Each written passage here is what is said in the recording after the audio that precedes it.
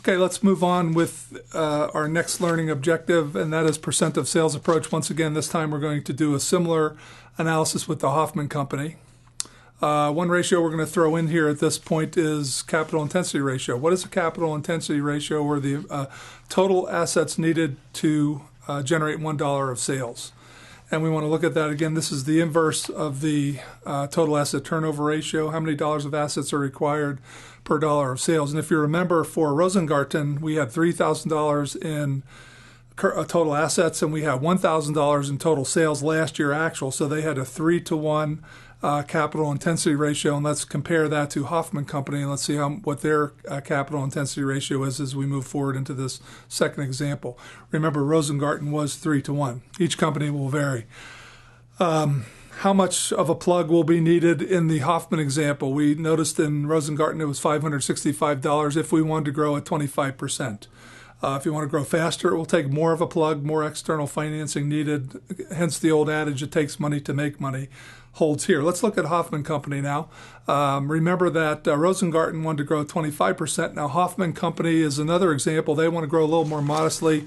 They only want to grow their sales from 500 to 600. They only want to grow 20%. So last year's example was $500 or 500,000 or 500 million, however you want to look at it. And this year they want to do 20% more. So what kind of plug will Hoffman need in their case to grow? Let's look at their income statement first, balance sheet second, and cash flow third as necessary.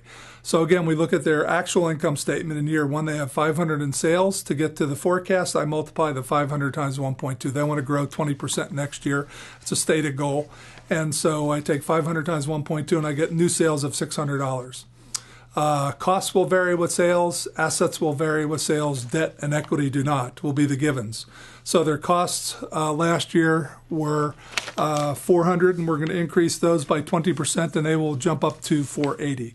And again, it's very simple to do. Just take 400 times 1.2. We can also do a percent of sales approach. Last year's costs were 80% of sales. This year's cost will be 80% of sales. So I could take 80% of 600 and also get the 480 a second way.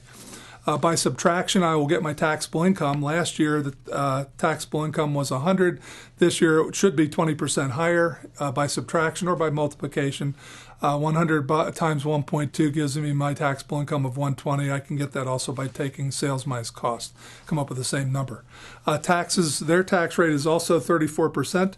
So we will take 34% of the taxable income and come up with taxes of 4080, and then what's left over is net income of 7920. Again, that 7920 should be 20% higher than last year's value of 66.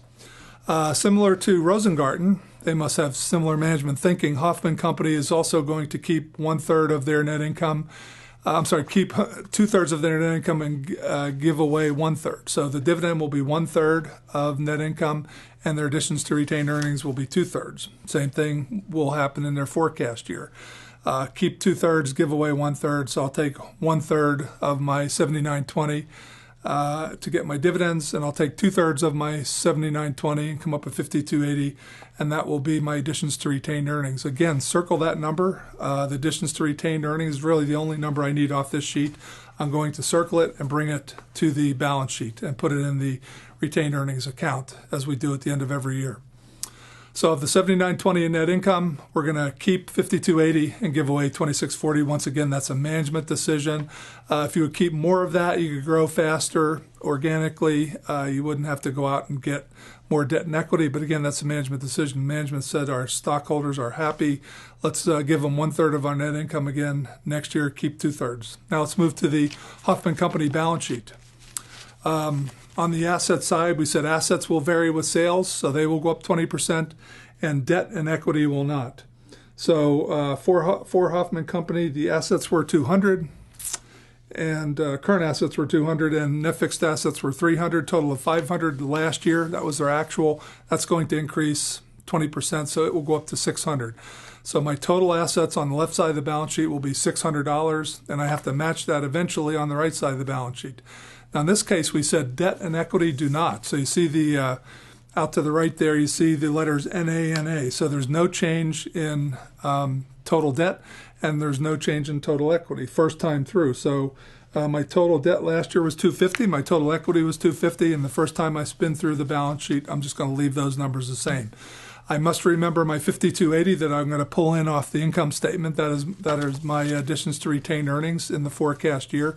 So I'll add $250 plus 52.8 to get 302.8. So my total debt will be $250. My total equity will be 302.8.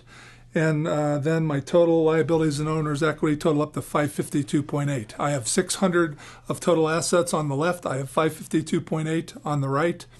Is my balance sheet balanced? And the answer is no. I cannot go home yet. I must balance the balance sheet by plugging it in. It's got to be, the accounting prof said. So the plug in this case will be 600 minus 552.8, or a plug of 47.2. I'll need to allocate 47.2 to the right side of the balance sheet to balance this thing out and to grow at 20%. So this is my external financing needed that is required to plug into the balance sheet to make sure that I can grow at the desired 20% rate. Question is, once again, where do I put the 47.2? Do I put it in debt? Do I put it in equity? It's got to go into the right side of the balance sheet. Some people will say just plug it all into debt. Now the first question that pops up, did I just destroy my debt to equity ratio? Or if it's all long-term debt, did I just destroy my long-term debt to equity ratio? Again, what was it last year? Well, total debt to equity was 250 over 250, so it was 1, very simply. If I put the 47.2 on top of the 250 of debt, I get 297.2 divided by 302.8. So actually my debt to equity ratio is going down, which is a good thing. So in this case, management might decide to put the entire plug onto the debt line, and I have a balanced balance sheet. I have a reduced debt to equity ratio, and I'm growing at 20%. So things are looking good, and management at that point may decide to sign off on the budget. So I'm going to plug the total 47.2 into the, you can see, into the debt line. That makes it 297.2. I add that to my 302.8 of owner's equity, and my balance sheet is balanced. Can go home now.